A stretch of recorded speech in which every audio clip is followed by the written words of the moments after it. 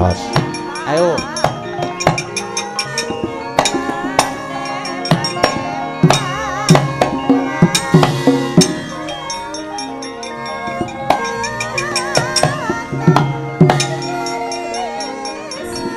Padha kira iso gelut.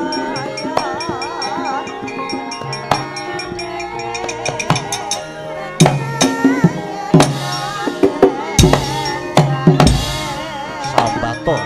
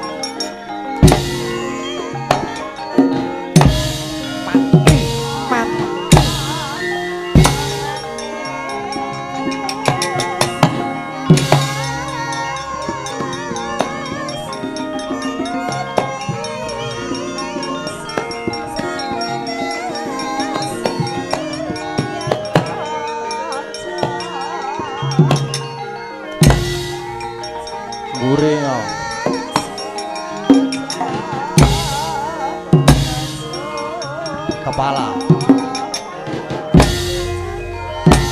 Padiake cah ampuh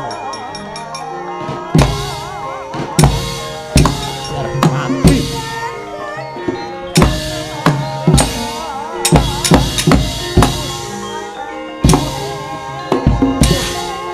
ya kudus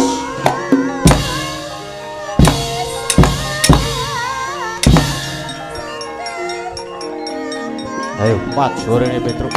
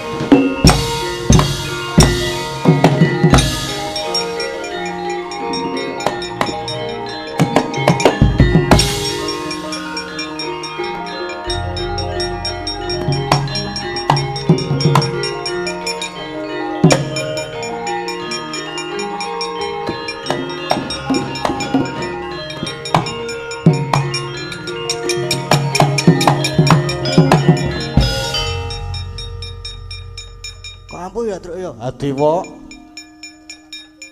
Tak antem nggon sirahke ora ngopo-ngopo nggon dhuwur ki ora masalah. lah yo aku yo ora ngerti aku yo ngono Gong wis mempeng lek ku ngampleng bres lah kok kaya tanganku ki mandek lecekilan saka sirah Apa? Aku ora memperhatikan iki mau.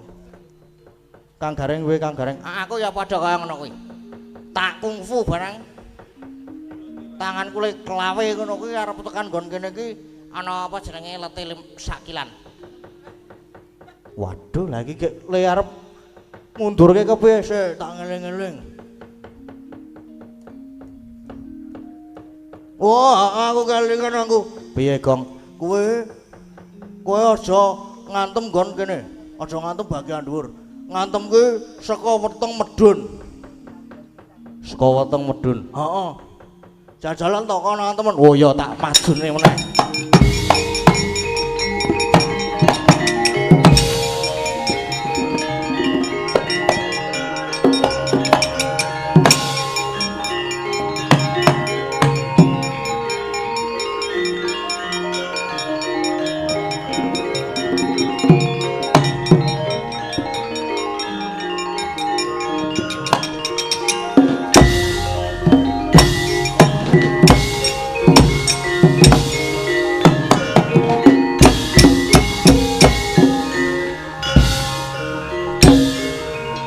Jar kowe.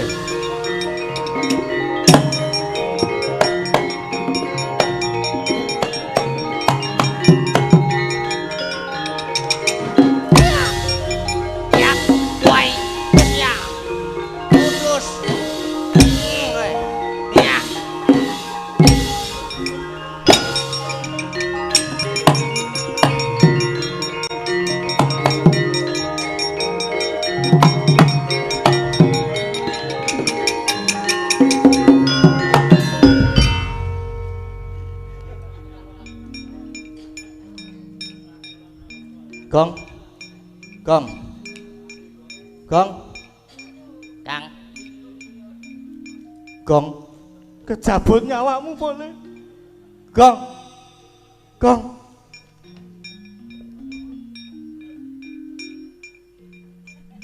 Kejabut reng. Ya wis tinggal minggat wae ngopo to? Malah karwane ora lengi-wangi kok. Dang apa? Ayo. Urung wayahe dijabut kok dijabut ora iso. Ora iso. Ora mungkin wong ampuh aku ki padake. Ki mau kowe tok mati kowe do. Seneng to kowe to? Ayo, to. Ayo, ngaku wae. Heeh to? Ora Gong, ayo. Mung kurang kowe lho Gong sing durung menang ki aku wis ngundurke Bathara Indra, gak Kang Gareng wis ngundurke Bathara Penyarian. Oh, kurang aku to iki. Oh, kurang kowe tak Jabuti nyawane. wis ditonton wae Kang. Heeh, ditonton wae. Padhake kae iki. Dah gleleng ngono ki.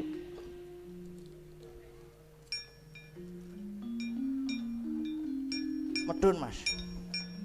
Iso ora kok iso urip. Kleru jabut. Kleru jabut kowe. Wah, ketoke wis tak jabut nyawane. Hanyatane wae, Mas. Yo. Iso urip, Bro. Padake kowe iki jabut iki sesuk ajar sik. Ajar sik sinau sik sing bener.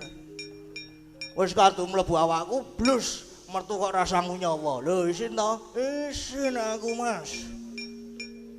Tak contoni kok ngene. Apa kowe Iso wae. Waduh.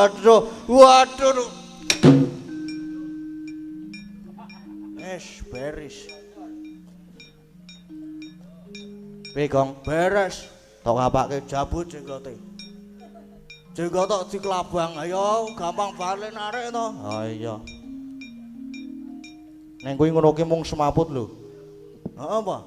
Nek rada rene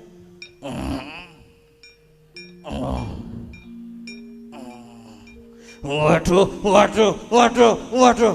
Gong kowe ngopo ya, Gong? Ora kok apa jenenge? Kaset aku kuwi. Neng kok rada ana grenjel-grenjele iki apa ya, Truk ya? Mulane kok gek digorono wae mesake kanca-kancane lu mundur done kono kok kuwi nang kono dhewe. Syarat wae, Bro. Rene, Mas. Oh, Bagong iki kejem tenan nek Bagong iki. Anarkis ya Bagong iki. Ayo Rono. Waduh, aku wis ora iso ngopo. Wis ayo to. Ora ngayal to, kandhane kok. Oke. Ane.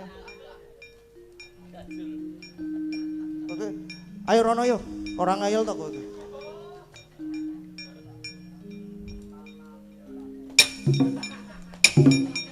Truk, kowe iki ngapain, Truk? Yo rekane iki niroke Bagong aku ki. Aduh aku lara kabeh awakku. Ayo Rana.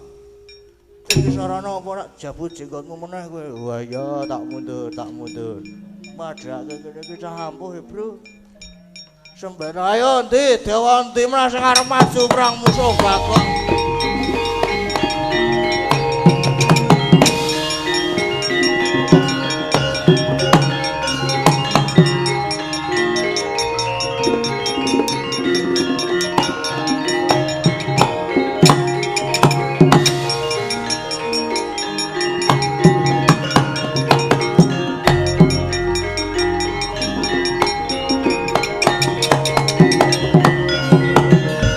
Karepe dhewe ing atas dewa-dewa wae kalah karo Punakawan.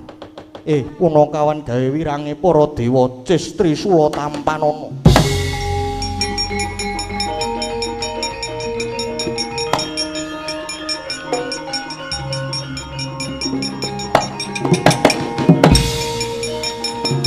Kowe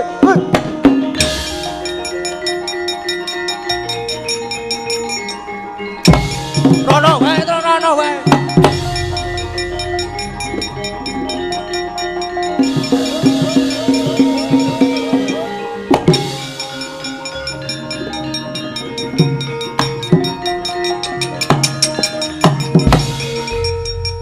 Ngopo e, Gong? Sumpah seremban ae iki. Ngopo kowe iki? Sapa jenenge? Sapa? Matur karo bapak alon-alon. Nggih. Sugeng dalu, Pak. Piye Bagong? Atur uninga bilih mobil dengan plat Ora kuwi, Gong. kudu to. Kudu. Kowe iki mau weruh apa kok mlayu nganti kaya ngono kowe? Pak, ngene, Pak. Piye tole? Iki Bathara Guru. Bathara Guru maju apa jenengane? Maju perang sang Cis Trisula. Guru tak adepane kene.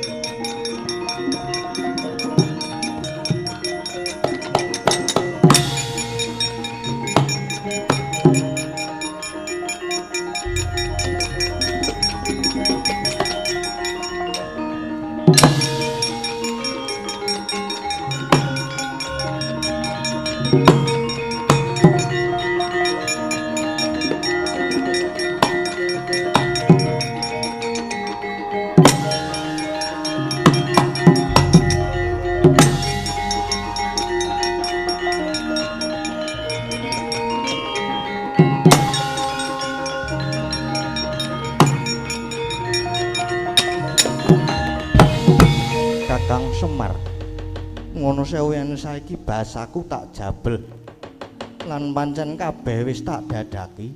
Iki aku wis ngasta pusaka Cis Trisula. Iya Guru ya. Kowe saiki ngadepi marang aku nggawa Cis Trisula. Pancene mono aku ora wedi ngadepi. Mbok ya tok tamake malah bakal tak ungalke dadaku. Ning mbok ya dipikir nek kowe arep mateni Semar kok ning Marcapada ya nek Semar tok tamani Cis Trisula ki tumengkaning pati. Nek ora apa ora malah barang wirang kowe? Apa ora kucem asmamu Bathara Guru mra? Wis ayo. Aku arep tok kapake, arep tok jur luluh aku anane mung manut. Ning mbok ya aja ning Marcapada. Sing mbok karepe kepiye, Kakang? Wis to, pusakamu ki sarungana dhisik. Tak jak rembugan apik-apik ngene ya, Guru. Kaya kandhaku ngarep mau suruh dinulu, saru dinulu nek aku karo kowe iki sedulur, kok padha regejekan. Lah nek kowe arep mateni Semar ning lehmu mateni ning Marcapada ki ya saru. Saru nek didelok para titah Marcapada kene. Mula wis to, aku arep tok kapake, arep tok jurulu aku anane manut ning aja ning Marcapada kene. Ayo rasa mbok bondo saiki aku gawanen ning kayangan. Aku arep tok kapake manut. Neng watone gegayuhane Bagong nggone bakal bangun desa bisa kasembadan. Waton kowe mengko gelem menehi Bagong ya kuwi wujude pelem pertangga jiwa lan jambu dipa nirmala Semar arep mokjak kepiye arep tok kapake anane mung manut. Kagyat risang kapirangu irangkul kinempit kempit dosang retaning bawana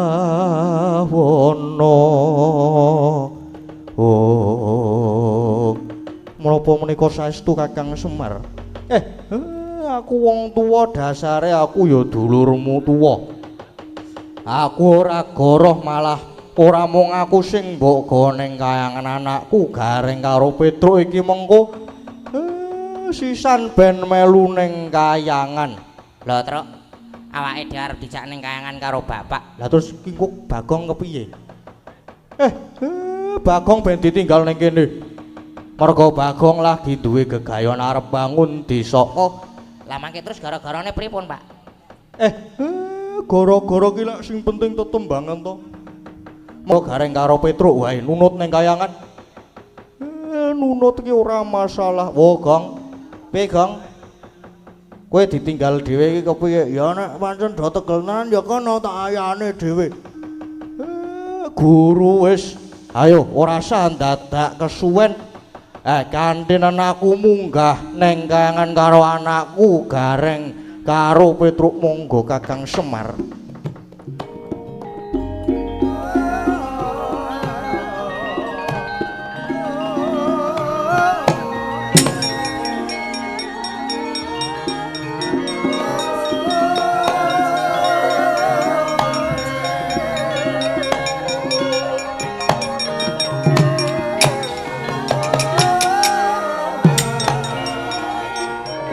Tinggal ya, Gong. Gong lak tinggal ya, Gong.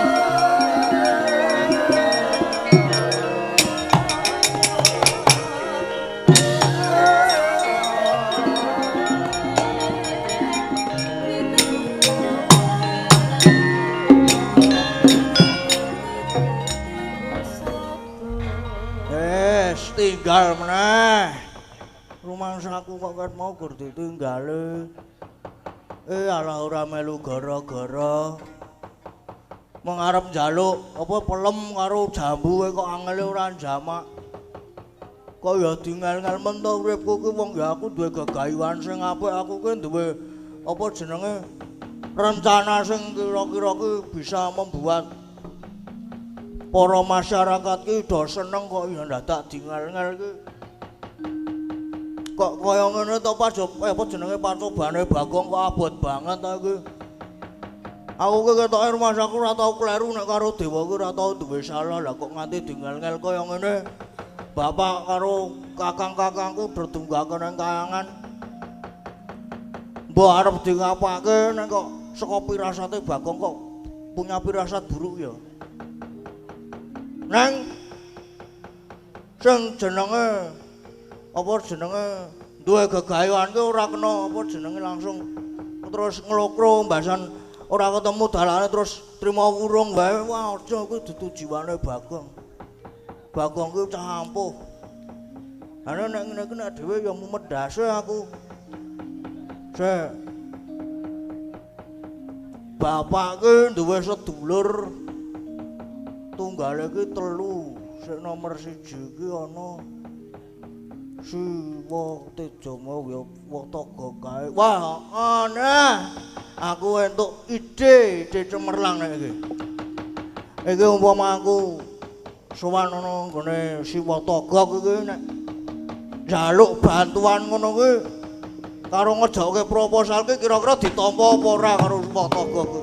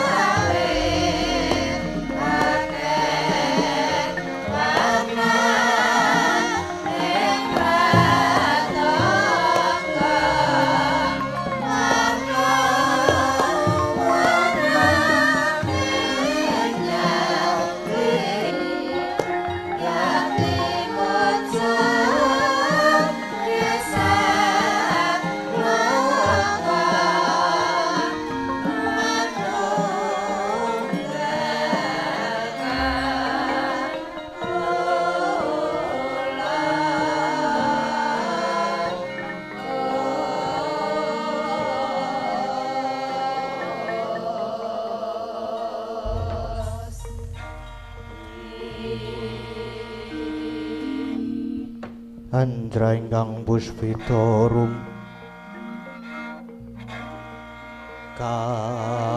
kasiliring samira nomre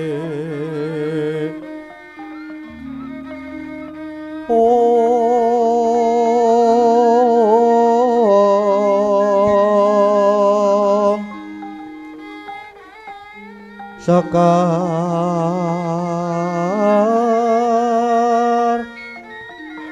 kadung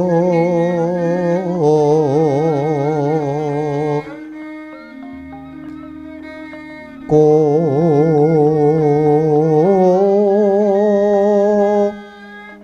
ngas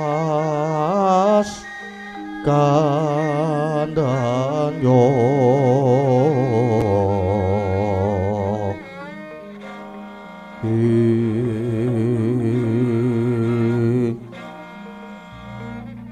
maweh raras retnaning griya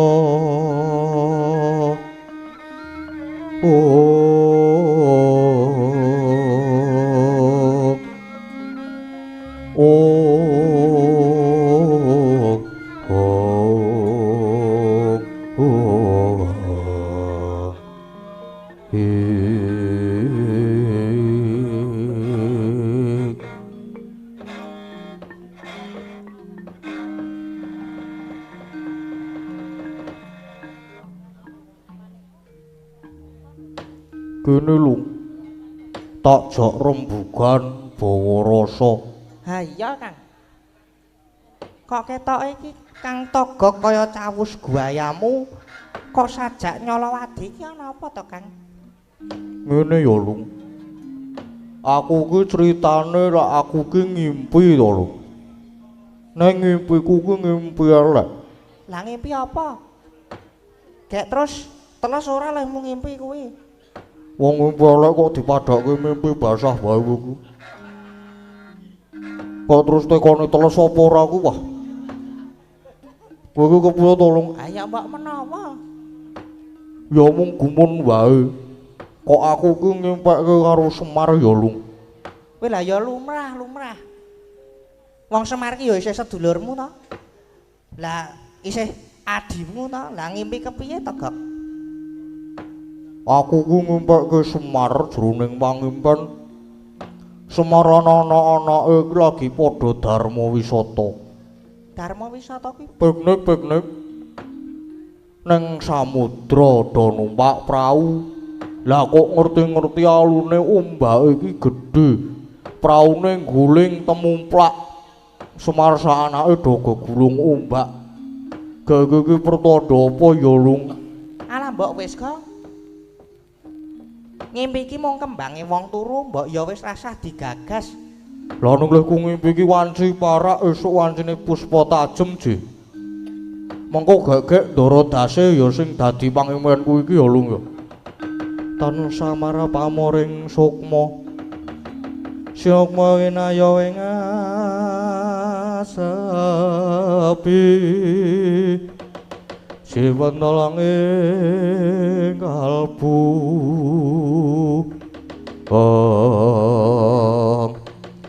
Lah ya kepiye wae Semar ki sedulurmu nom. Nek pancen rasamu ki ora kepenak, apa saiki dikaroke wae ning Karang Kadempel? Apa ya kudu ngono kuwi ya Lung ya? Lah iya no. Dikaroke ning Karang Kadempel. Apa kudu ning Karang Kadempel? Lha nuwun. Lha nuwun. Sapa Lung kae Lung tilake lho. Sinten nggih? Kula nuwun. Lho kok kowe to? Ora guyon Lung, guyon tilakana lho. Sinten nggih? Kula. Kula sinten? Kula nuwun. Kula nuwun. Assalamualaikum. Sinten? Kula.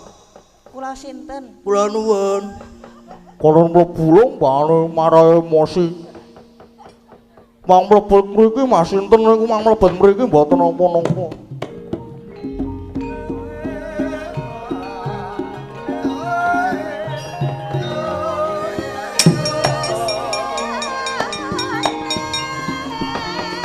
Kula nuwun. Mang mlebet Mas.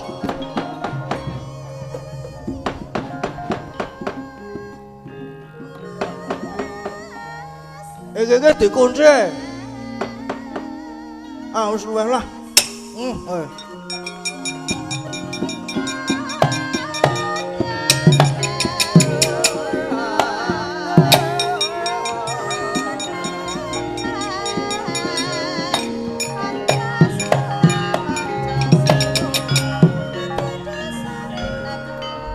Arawange rasa dibuka wae.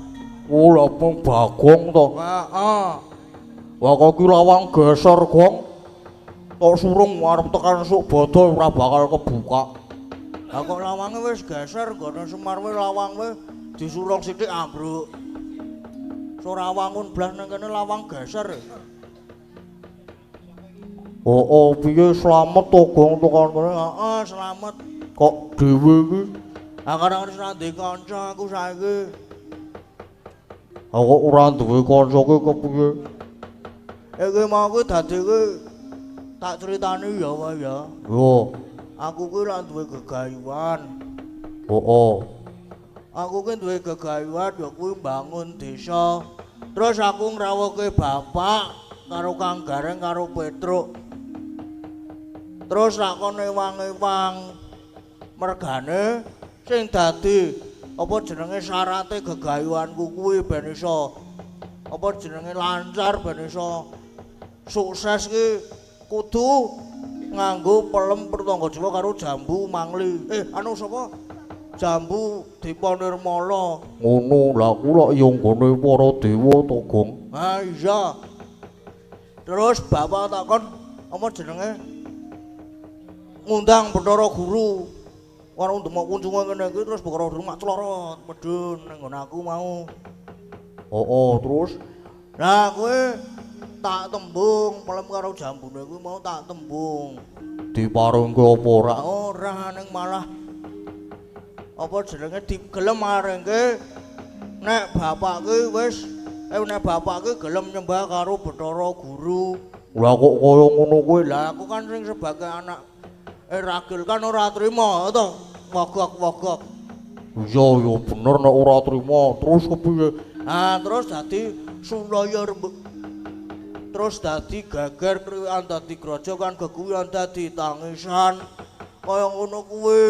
Oh lah terus aku Semar karo kakang-kakangmu Gareng Petruk kuwi do nendi? Iki dadi gawa ning kayangan. Terus mbok arep dikapake nang ketoke. Bathara Guru kuwi ngajak watine kakane Semar. Dek arep ketoke mung arep dicemplungke nang kawah Candra Dimuka. Oh lah kok kaya ngono kuwi?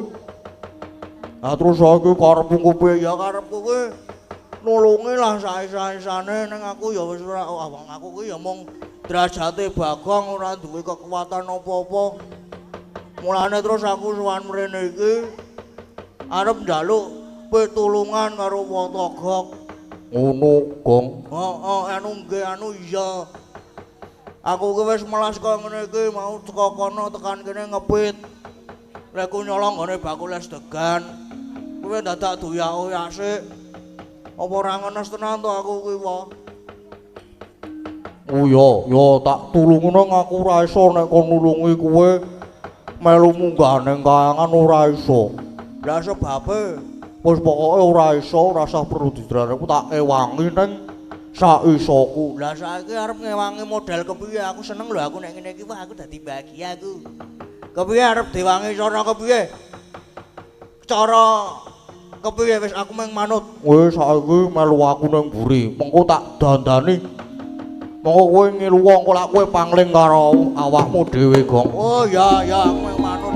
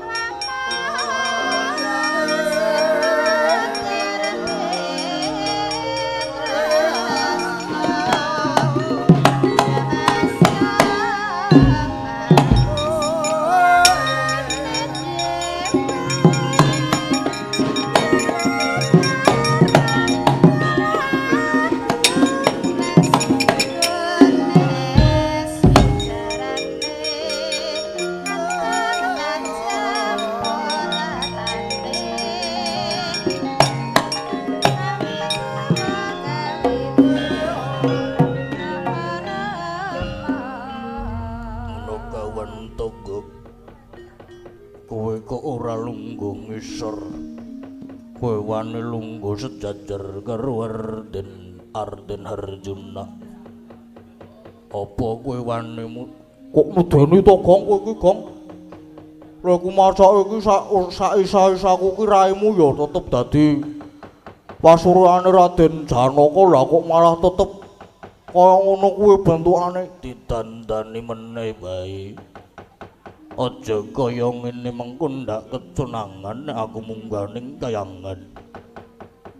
Tulung aku dandanono meneh. Wah, tak dandani meneh, Gong.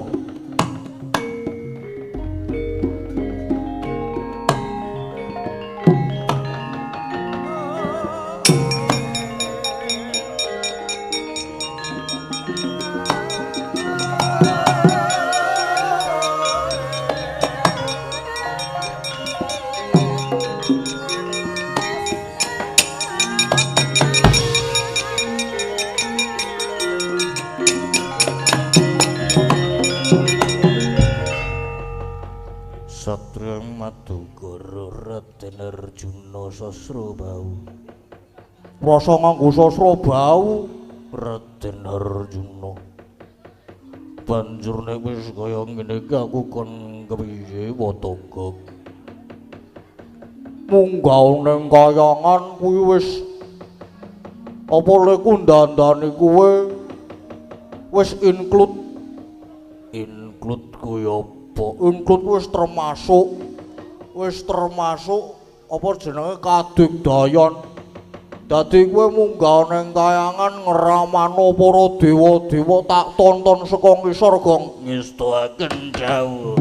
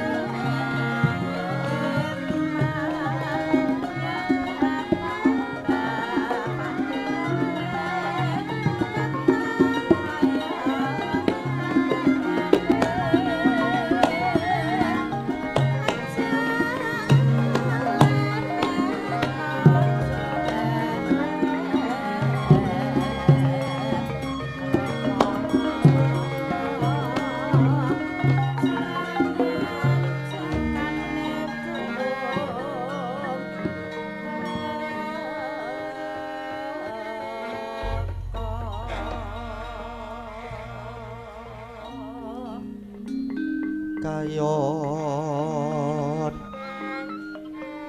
katiyuping angin sumyak swaraning karengyan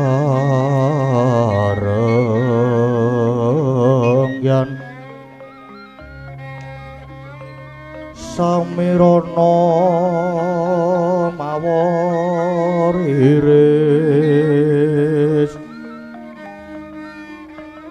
lumrang kandaning puspita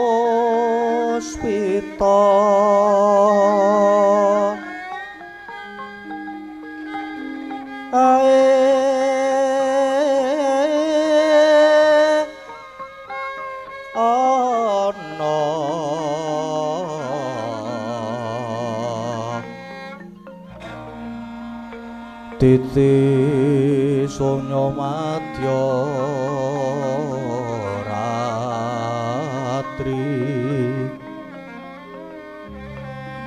raras rumendeng akoso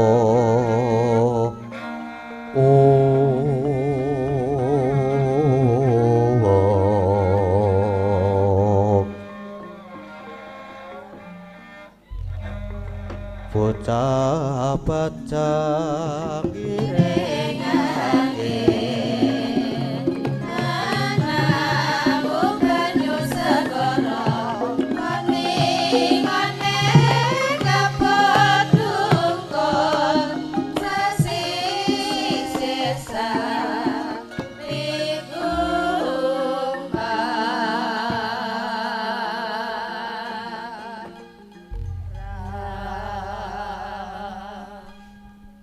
sireping sawang areka gumantos ing dalu jroning ratri derewa wonten ingkang kacarita namung sang wang pertangga pati ingkang jemedhul saking Brangwetan nadan kelengan megarsa gunung-gunung parandene bisa merbawani jagat raya dupi tata sing amantian dewasane nang nawa kawusa ancin wis ngancik gara-gara sukramangkara tumpak mendo tete kaloba sumawar cita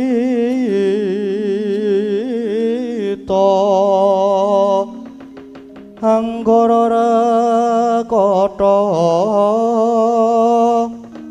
Buddha Maesara Spati mintuna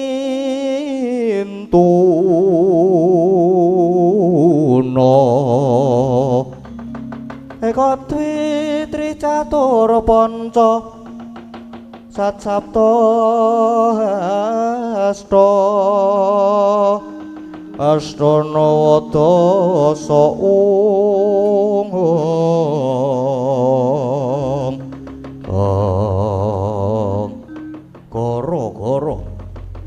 gara-gara ing jagating pakliran sakti amung kromati mijilira parepat punakawan Kilurah Semar Garing Petruk Sumawana Lurah Bagong ingkang samya kegojekan madyaning Ngara Ramba alon arire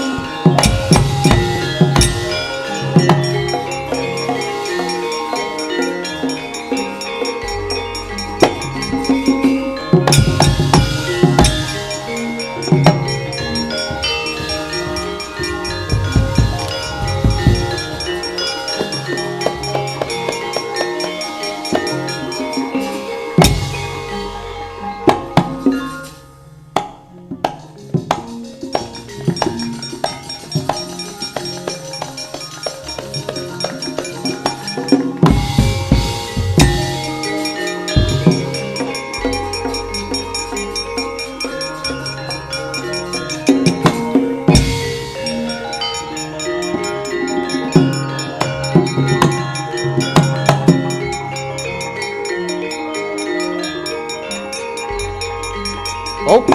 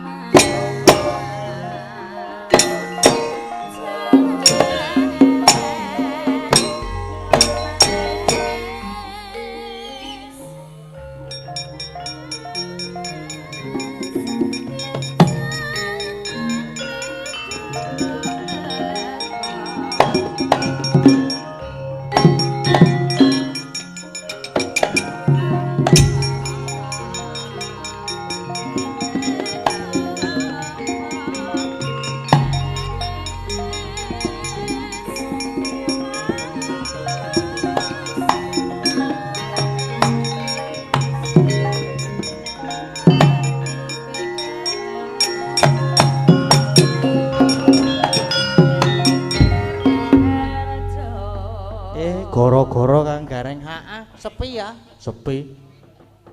Ora ana Bagong ki rasane ki sepi, Nang arek kepiye meneh wong ya apa jenenge Bagong ya ditinggal nang ngisor kono kae. Iki awak dhewe ya meng nunut. Iya. Ki biasane ki geni sing jedul nek pas gara-gara ki biasane murup dhewe nek iki datang ngobong ban. Mergane ya meng nunut ora ning nggon biasane. Iya. Ana wayangan meneh po iki? Engko tang-ting kae. Ae. Iya, gara-gara ki sowan ning anu ki Kang Gareng. Nanti neng Samben. Nganti? Samben. Sampen? Iya. Arga Mulya Sedayu Bantul. Saya mlebu Sedayu. Isih. Saya mlebu Sedayu ki saya cerak lah nek aku nek sok lunga-lunga ki ya sok liwat kono kuwi kok. Liwat ngarep Gepura. Ngarep Gepura tulisan Samben ki aku sok liwat wirawiri ning kono kuwi. Sekarang yo apa jenenge nek ora ana Bagong ki rasane sepi arep ngomong apa ki ya bingung. Mergane sing uteke mlethek ki ya meng Bagong e. Ning ya piye? Dilakoni Kang Gareng. Iki ya sing siji iki mbok ya rada berguna sithik iki lho. Sapa jenengane iki? Aku tak melu gara-gara pisan-pisan pengen ngrasake goyang. Iki nek ngene iki kan rada ana semu-semune Bagong sithik ning ora. Mergane ya kaya ngono kuwi nek Bagong ki ya matane ngono kae. Neng nek iki Vespa ya, Truk. Ora apa-apa. Sing penting ana kancane. Ayo gak do tembangan aku selak pengen bergoyang. Mengko sik to Pak, mbok ya sing sabar. Sabar ngopo mengko selak digoleki karo guru. Mengko nek digoleki karo guru, kowe sedo konangan gara-gara ning kene dilolohi Cis Trisula kowe. Wah kejem nek iki meden-medeni iki. Kayak apa jenenge mau karo maca-maca pamundutan mbok mono ana sing mlebu meneh. Heeh. Ning ketoke wis ora. Ditileki sik to, Pak. HP-mu anyar kok, Pak. Wah iki. Kok jebul durung ana meneh iki. Iki malam admin Dalang Seno malam. Ken salam kenal dari hari di Jogja. Semoga Tuhan Yesus selalu memberkati warga Laras. Ada sawer berapa ini? 6 juta. Kleru 1 150.000 sawer buat Mas Heru. Lah kok neng Mas Heru? Heru sapa? Iki Heru sing ngendi? Aku ya tak dadi Heru wae apa ya? Men kebagian nek telu kan didum 50. Ya ora kaya ngono kuwi. Isih ana meneh ora Pak kuwi, Pak? Mau isih ana Setya Tuhu bawa sida asih ingkang nyekar Mbak Lintang 200.000 buat Mas Wahyu Kendang 20.000. Medun iki. Medun mergane liwat aku sik saya esuk saya medun. Saya esuk saya kelong. Ayo, iki apa arepane iki, Pak? Aku mung manut Bapak. Bapak senenge apa sih? Putra Nuswantarane ya urung mau. Terus muga nyawijine muga nyawijine sesuk ning omah. Mengko bengi. Mergo durung diaransemen. Diijoli sing liyane sik. Dijoli apa, Pak? Aku nek ora apa ya? Sing rada alus-alus ngono. Apa harapan, Pak? Aku nek ora sintom parisana. Apa kuwi? Kae lho sintom. Sinom parijana. Kuwi. Aku nek ngrungokke kuwi wah rasane kaya seger sumyah leh kumangan ning kulon omah. Kowe iki ngopo to, Pak? Mbok aku ku ya mumedase. Mergo nuruti Bagong. Ora apa-apa. Anggere gegayuane iki apik turuti ora apa-apa. Sinom parijata sing nyeker Bu Wahyu. Sugeng dalu Bu Watu, anu Bu Wahyu. Sugeng dalu, Pak. Bu, Mas. aku Semar wis tuwa. Aja Mas. Mengko ndak aku bali bagus meneh. Nggih, sugeng dalu Mbah Semar. Nggih, sugeng dalu. Kula nyuwun sinom parijata nyamat. Nggih, arati serak sithik. Mboten justru sing serak-serak ngono kuwi. Sing rada serak-serak klebus. Monggo.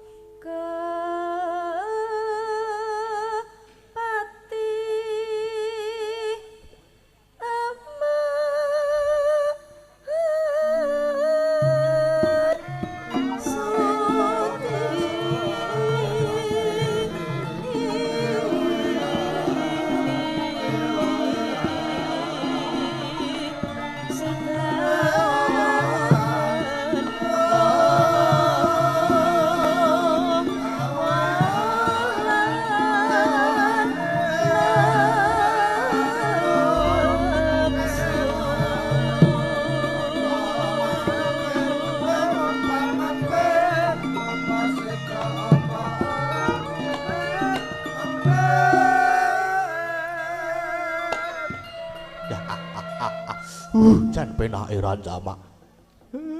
Penak to Reng. Nggih, Pak. Penak to, Truk. Nggih, Pak, penak banget.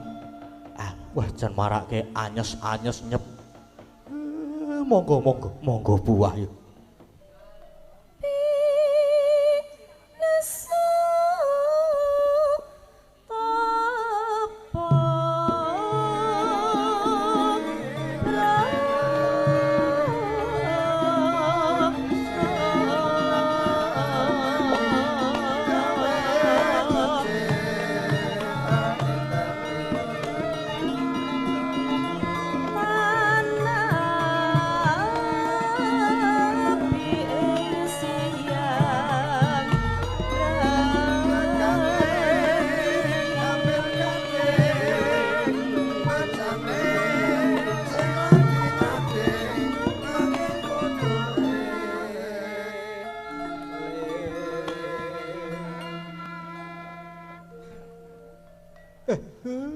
Tibake si kucing. Yuk.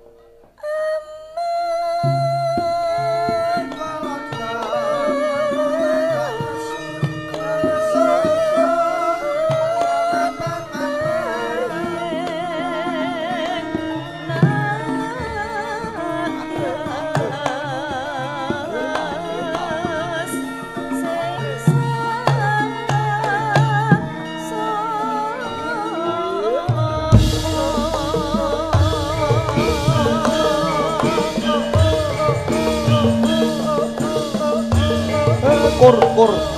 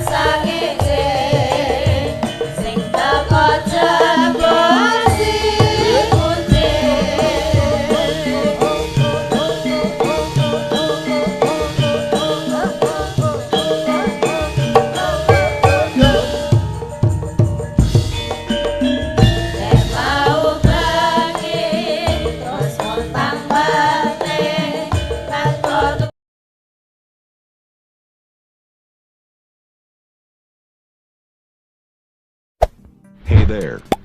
Subscribe to my channel. And also press this bell icon.